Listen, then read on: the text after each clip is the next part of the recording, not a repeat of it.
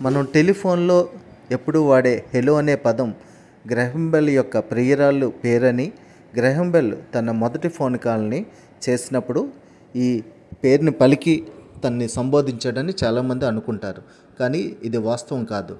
March 10, 1876లో Alexander Graham Bell తన మొదటి phone call చేసినప్పుడు తను పలికిన పదం ఇది కాదు. తన అసిస్టెంట్ అయిన వాట్సన్ని సంబోధిస్తూ Mister Watson come here, I want to see you అనే వర్డ్ని ఆయన వాడారు. సో ఇక్కడ ఆయన హెలో అనే పదాన్ని కానీ వేరే పదాన్ని కానీ వాడలేదని తెలుస్తుంది. యాక్చువల్గా గ్రహం బెల్ యొక్క ప్రియురాలి పేరు మేబెల్ హబార్డ్. ఆవిడ పేరు హెల్ అనే పదం కాదు. అది ప్రాచుర్యంలోకి చాలాసార్లు వచ్చింది కానీ నిజానికి ఆయన ఆ పదం పలకలేదు. ఆయన తరచుగా అహోయ్ అనే పదాన్ని పలకడానికి ఇష్టపడేవారు. ఈ అహోయ్ అనే పదం తర్వాత థామస్ ఎడిసన్ హెలో అనే పదంతో రీప్లేస్ చేశారు. ప్రస్తుతం మనం వాడుకలో వాడుతున్న హెలో అనే పదం తర్వాత ప్రాచుర్యంలోకి ఎక్కువగా వచ్చింది.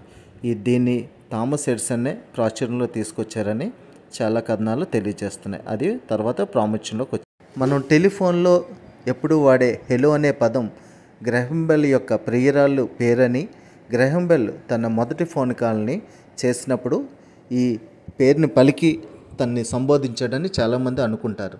కానీ ఇది వాస్తవం కాదు. మార్చ్ 10, 1876లో అలెగ్జాండర్ గ్రహం బెల్ తన మొదటి ఫోన్ కాల్ చేసినప్పుడు తను పలికిన పదం ఇది కాదు. తన అసిస్టెంట్ అయిన వాట్సన్ని సంబోధిస్తూ Mister Watson come here, I want to see you అనే వర్డ్ని ఆయన వాడారు. సో ఇక్కడ ఆయన హెలో అనే పదాన్ని కానీ వేరే పదాన్ని కానీ వాడలేదని తెలుస్తుంది. యాక్చువల్గా గ్రహం బెల్ యొక్క ప్రియురాలి పేరు మేబెల్ హబార్డ్. ఆవిడ పేరు హెల్ అనే పదం కాదు. అది ప్రాచుర్యంలోకి చాలాసార్లు వచ్చింది కానీ నిజానికి ఆయన ఆ పదం పలకలేదు.